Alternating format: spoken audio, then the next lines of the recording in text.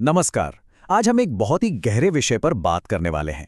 हम जानेंगे गायत्री मंत्र के पीछे की उस असली शक्ति के बारे में जिसका जिक्र हमारे ग्रंथों में मिलता है। तो चलिए इस आध्यात्मिक खोज की शुरुआत करते हैं। चलिए एक सवाल से शुरू करते हैं। एक ऐसा सवाल जो सीधे हमारे मन की कार्य प्रणाली पर चोट करता है। क्या हमारा मन एक सधा हुआ कुशल गाइड है या फिर वो हमें भटका रहा है? तो सबसे पहले इस एनालॉजी को समझते हैं कि हमारी जो बुद्धि है, हमारी विचार शक्ति, वो इस शरीर रूपी गाड़ी की ड्राइवर है ना? ये एक मजेदार सोच।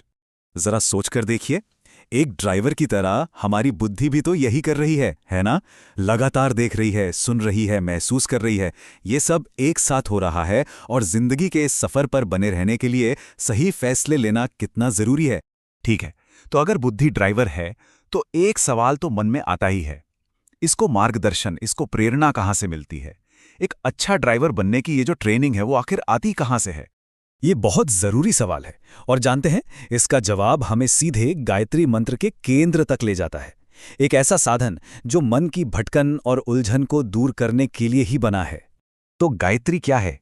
देखिए, ये सिर्फ कुछ शब्दों का संग्रह नहीं है। ये वो मार्गदर्शक शक्ति है जो हमारे बुद्धि रूपी ड्राइवर को प्रशिक्षित करती है, हमारे अंदर जो छुपी हुई सोई हुई क्षमता है उसे जगाती है। ग्रंथों में तो यहां तक कहा गया है कि गायत्री वेदों की माता है, यानी सारे ज्ञान का मूल स्रोत।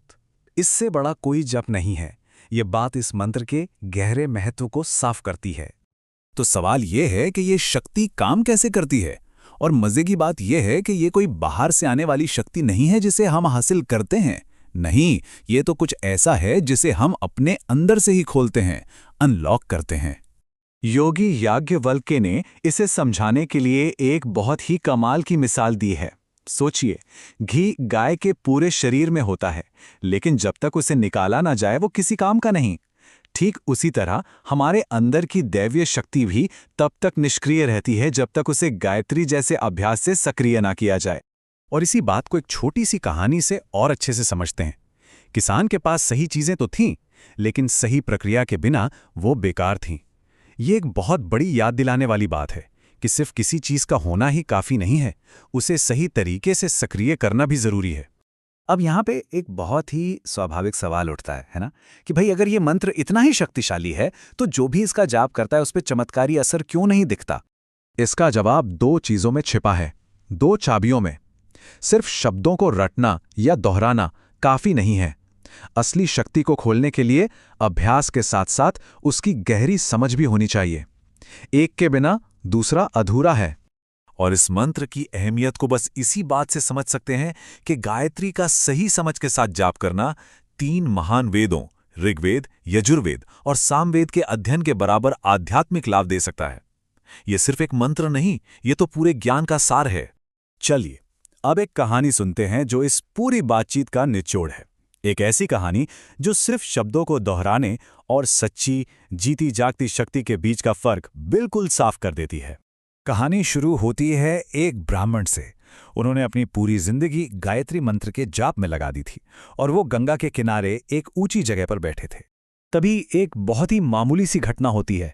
उनका अंगवस्त्र यानी कंधे पर रखा कपड़ा फिसलकर नीचे गिर जाता है और यही वो घटना है जो उनके विश्वास को हिलाकर रख देगी। और तभी एक अप्रत्याशित व्यक्ति सामने आता है, एक शमशानिक जो शमशान में साधना करता है। वो ब्राह्मण के विश्वास को चुनौती देता है और एक बिल्कुल अलग तरह की शक्ति दिखाता है। और यहीं पर शक्ति की असली परीक्षा होती है। एक तरफ जिंदगी भर का अभ्यास है जो एक मामूली कपड़ा तक नहीं उठा पाता, और दूसरी तरफ एक पल का आह्वान जो तुरंत काम कर जाता है। ये फर्क चौंकाने वाला है और कहानी का असली संदेश भी यही है। ये देखकर ब्राह्मण तो हैरान रह गया और उसने क्या सोचा? उसने एक गलत नतीजा निकाल लिया कि शमशानिक का मंत्र उसके मंत्र से ज्यादा ताकतवर है। उसने बाहरी चमत्कार तो देखा, लेकिन शक्ति के असली स्रोत को नहीं समझा। और यही इस कहानी का और इस पूरी चर्चा का सबसे बड़ा सबक है।